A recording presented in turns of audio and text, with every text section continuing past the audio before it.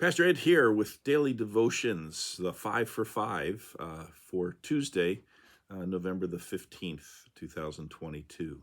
Um, we had the reading this past Sunday from 1 Kings 3, the whole story of Solomon, the wisdom of Solomon, and including the famous story about the two women who claimed that the child was their own, that the other ones had died, and the other child had died, and so forth. And we'll probably get to that later in the week. But I came across a devotion based on this reading and based on the whole story of Solomon that really kind of looks at it from the perspective of our own lives. And, the whole story of Solomon was that, God asked him what he wanted, and he could have asked for the world, and he asked for wisdom. And, but what did that mean? And what does it mean in our lives? And again, this is not my devotion, but I've found it very helpful and comforting, I guess, in a way, and I wanted to share it with you. I don't know who wrote it. Otherwise, I'd give them the credit, but just simply want to say that I did not write it, but I want to share it with you now. And it goes like this.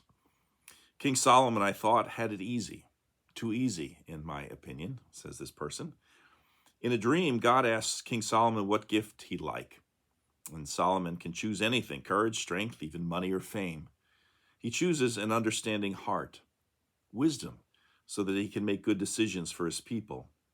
And God is so pleased with Solomon's choice that he gives him every other good gift too. You can see 1 Kings chapter 3, verses 5 through 15. Though I like the fact that Solomon chose an understanding heart instead of being greedy and wishing for lots of money, the whole thing still seemed a little unfair to me, says this person. Why wasn't God coming to me and asking what I wanted from him? I wondered. I had a whole list of things if he only would. To be better at loving, for one thing, more patient for another. And then there was humility, grace, throw in an understanding heart too. I could use it, I thought. Everybody has things they wish they could be better at.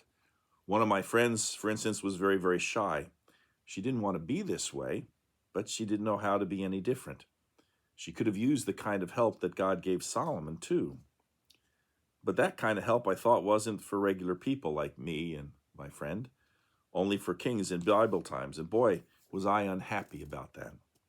You see, for the longest time, I felt inadequate no matter what I did, like I wasn't good enough. When I looked around me, all I saw were people who were kinder, stronger, more loving. And so every day I tried to be better. I asked God to help me be better. But even when I worked really, really hard on one of those qualities I felt I wasn't the best at, I still felt I was coming up short. Until one day, when I read the story again, and it hit me.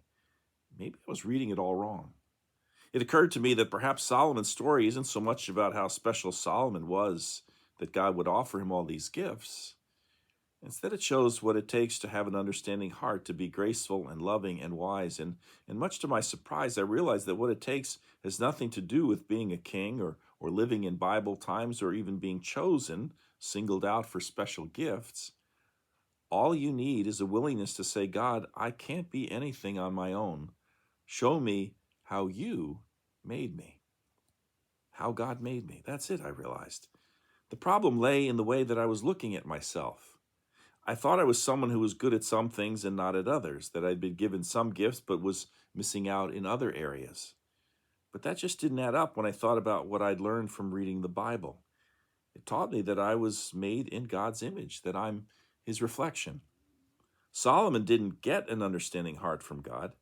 When he turned to God, he found that understanding heart. It was already part of him as the reflection of God.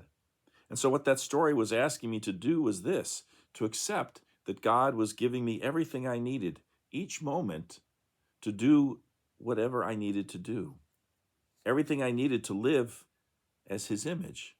If I needed love, God would be there helping me. If I needed strength, the strength of God would be behind me, strengthening me. I felt like jumping up and down when I realized this. God was asking me what I wanted from him and telling me that I already had it. Now when I'm tempted to feel bad because I think I could be kinder or smarter or more loving, I stop and remind myself of Solomon.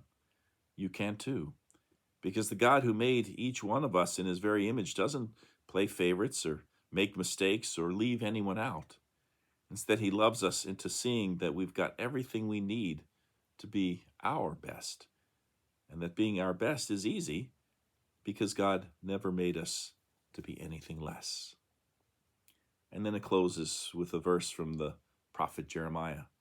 I will give them a heart to know me, that I am the Lord, and they shall be my people, and I will be their God.